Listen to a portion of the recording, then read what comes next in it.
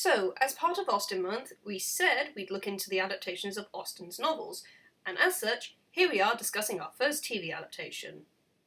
This TV adaptation of Emma is likely the most obscure and oldest version that we will be discussing this Austen Month. I think most people don't know about it. The 1972 serial comprises of 6 episodes of around 45 minutes each. It stars Darren Godwin as Emma Woodhouse, with John Carson as Mr. Knightley, Timothy Peters as Mr. Elton, Robert East as Frank Churchill, and Debbie Bowen as Harriet Smith. Donald Eccles plays Mr. Woodhouse, and Constance Chapman is Miss Bates. Dragon and I's history with this version is not overly long. Before the world closed off, and long before we thought again of our channel, I picked up a box set of BBC Jane Austen productions. Among this collection was this version of Emma. When we first watched it, we zoned out a little, multitasking and working on our university stuff, so it took us a little longer to actually appreciate this version for what it was.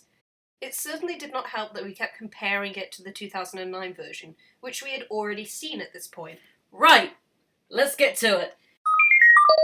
The sets are very nice and detailed, but you can tell that they're sets a lot of the time. The camera work is a lot stiffer than newer productions, but this was made in the 70s. There is a clear difference in the quality of the film for when they film interiors or exteriors, which can be a little irritating. You can definitely hear the actors on many occasions walking around sets with floorboards creaking. Something that seems to have infected this production is how small or near non-existent every lady's eyebrows are, apart from Mrs. Weston's. The costumes are very lovely, though a lot of the dresses tend to suffer from what looks like hidden zip seams on the back of the dress. I don't know if it actually is a zip, or if it's like hook and eyes and stuff and it's just not very well done. Anyway. In their walking costumes, there is a clear difference at least between Emma and Harriet, as Harriet wears a cloak and plain bonnet, whereas Emma has a rich coat and matching finely trimmed bonnet. So they're at least making some effort to show the difference in the rich and the poor. For some reason, they decided to give Emma and Harriet mob caps, which isn't correct since they're both young ladies of marriageable age, and thus they wouldn't wear them. Only married women wear them. The cap ages Emma greatly, which is ironic, as the actress was 22 when the show aired. She is literally the perfect age to play Emma, yet she looks way older than recent adaptations with older actresses. The episodes sometimes end a little abruptly. Episode 1, for example, ended as soon as Harriet was beginning to write her reply to Robert Martin. While other adaptations may do this, it just feels like a sudden cut out of the action. They seem to choose to end the episode after a significant event occurs or a decision is made. Like not long after Elton's proposal to Emma in episode 2. She literally comes home safely, then pulls a face, and the episode ends. Episode 5 is the only episode that ended very smoothly and didn't seem abrupt. The final episode felt like it rushed to the start and then dragged for the rest of the episode, fanning about, telling Mr. Woodhouse and tying up all of the loose ends. The music is a little singular in this. They like to reuse the title music for dance numbers or musical performances. It's a little annoying.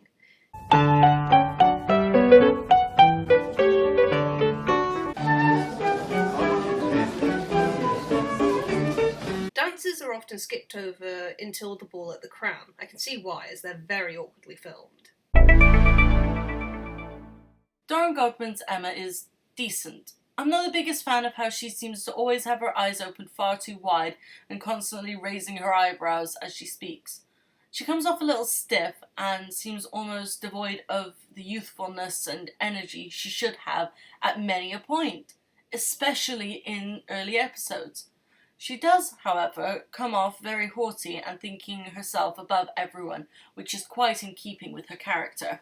Debbie Bowen's Harriet Smith is so adorable. I want to pinch her cheeks. They got it right in this adaptation that Harriet is the more obvious beauty of the pair. She has the voice I'd imagined Harriet would have while reading the novel. Thank you, Miss Woodhouse. John Carson's Mr. Knightley is, well, he's acted well, but unfortunately the actor is much too old. You can definitely see Knightley as Emma's foil and mentor, someone trying to curb her bad intentions, but it's very hard to see him as her romantic interest. He looks like he could be her dad. Donald Eccles' Mr. Woodhouse feels like he's been pulled right out of the book, even if he's sometimes a little bit over the top. He looks perfectly old and frail looking, and he's more than happy to intrude on others to ensure they're well. This version is certainly more so playing off Mr. Woodhouse as being genuinely frail, with his eccentric behaviour being him just being too worried about everyone's health. He certainly comes across more as meaning well than being a hypochondriac. I really liked how Jane Fairfax looks in this version. I do like how they show how Jane struggles to keep her reserved composure. That's an offer, did I not, Mother? Aunt, please! My dear, that's settled, so let's hear no more Please upon the excuse me, but subject. I'm afraid I cannot consent to such an arrangement. None. For some reason, they wrote that she had been offered a governess position already, which makes it weird that Mrs. Elton takes it upon herself to find her a position later, since they don't have to find anything for her at all. Your aunt tells me you are about to take up a teaching post, but I do hope you will not be leaving us too soon. Well, I'm afraid my future plans are still extremely uncertain. Oh, but Jane, dear, in your last letter you said that the offer was now definite and you'd almost decided upon acceptance. Oh, you did, dear. That was just really weird. It was. Miss Bates is very well cast. She's perfectly chatty.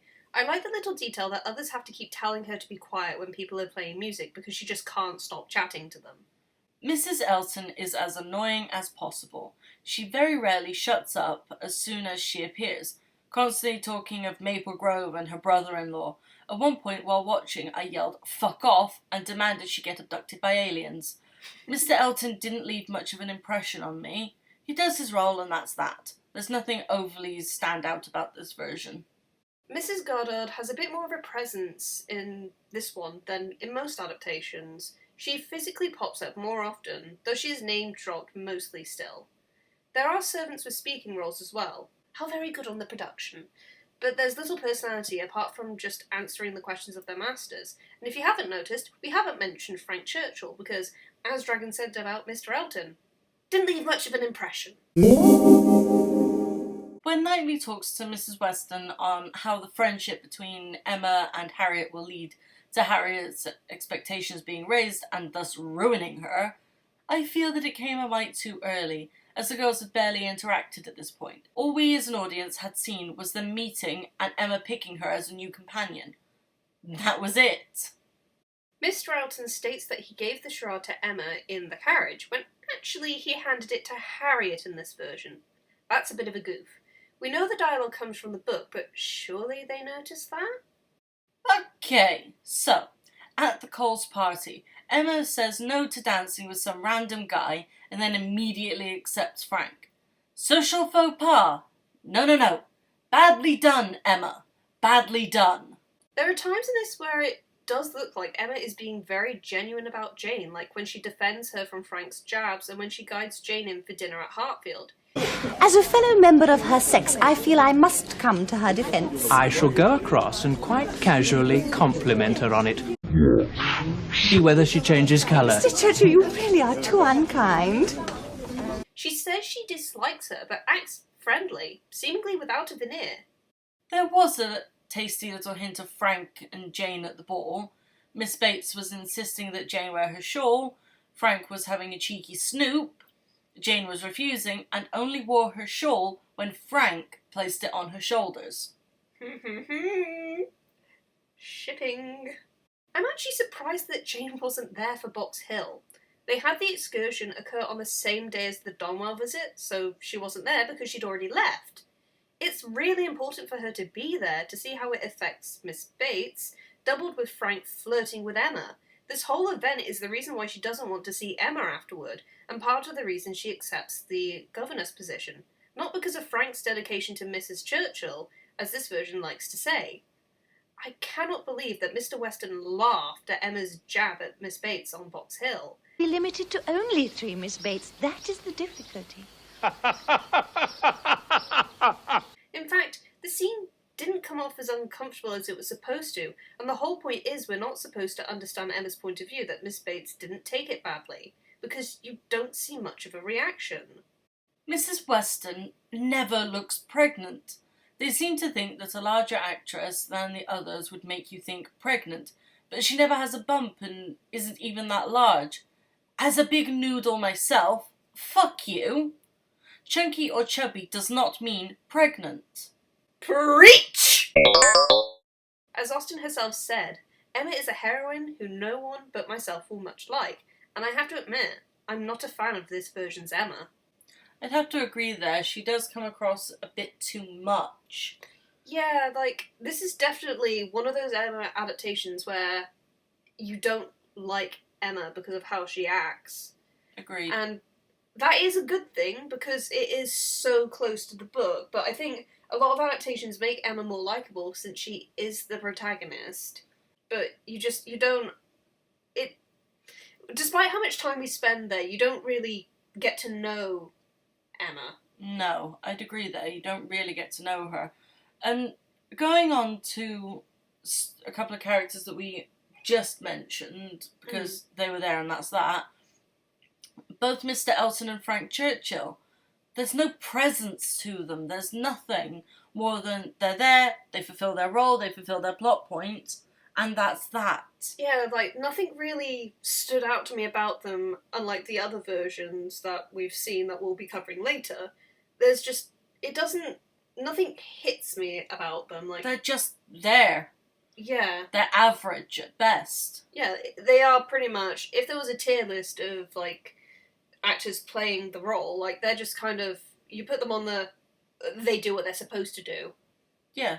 There's nothing It amazing. does what it says on the tin. Yeah. Oh, this is Mr. Elton. He does his thing. Cool. This is Frank Churchill. He does his thing. Cool. They just... I don't know, like, I think they just kind of went all out with getting great actors for Mr. Woodhouse and Mr. Knightley. Oh, definitely. Like, they are fantastic. Although I still stand by that Mr. Knightley is, like, far too old. But he is quite book accurate. Like, you can... While they are so... It's got the same problem that I have with the book. The fact of you do see them more as mentor and student and, like, foils than as, like, a romantic couple. But this isn't a fault of the actor. Oh, no, he's fantastic. Exactly. The I actor love does him. a wonderful job. He's great. Like, he literally, Mr. Knightley and Mr. Woodhouse are the best part of this adaptation. Exactly. Although I do also like how Harriet Smith is in this one. Like, so I'd have to cute. agree, she So feels more like Harriet Smith than in the adaptations we will cover later on. Yeah, at least to us. Like, I have read some places where people go, oh no, she's like, she is not, she's too much. And I'm like, no, that's Harriet. That's the Harriet the book. Exactly. Oh, so good. It is good. If you are looking for a close adaptation of the book, this is certainly the one to go for. I would have to agree there. This is one of the most book accurate ones that we can think of. Even if, like, Box Hill really does our nut in, because Janie is she supposed to be there?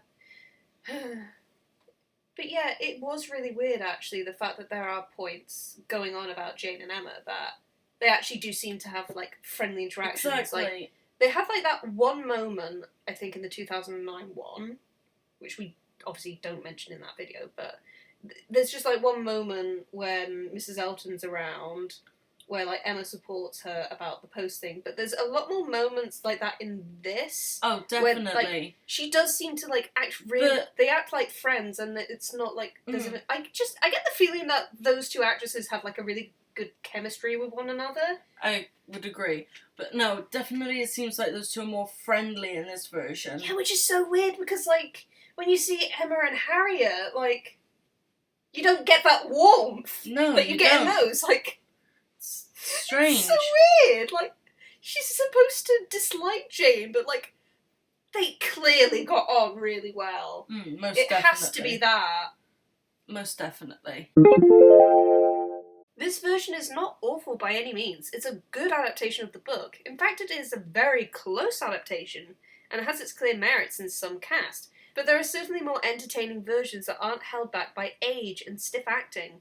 Well, thank you everyone for watching. Please consider liking and subscribing. If you like what we make, please consider supporting us on our Patreon. Please Become do. one of our lovely beans. Please do. If, however, you feel like you, at this point, cannot commit to a monthly Patreon subscription, please consider donating on our Ko-fi. It'll go towards probably tea to help the tea wench. Even if the goal says help us pay rent. I mean, that's like, it's just a goal. I want to put a goal there. Yeah. please consider helping us out. And thank you again to our long-time subscriber and commenter. I believe the way you say it is Apophis. Yes. Thank you to you, you wonderful, wonderful being, for the donation. We muchly appreciate it. You're getting a shout-out purely because you're fantastic and you comment on everything. And we very much appreciate it. Seriously, people, comment. Tell us what you think.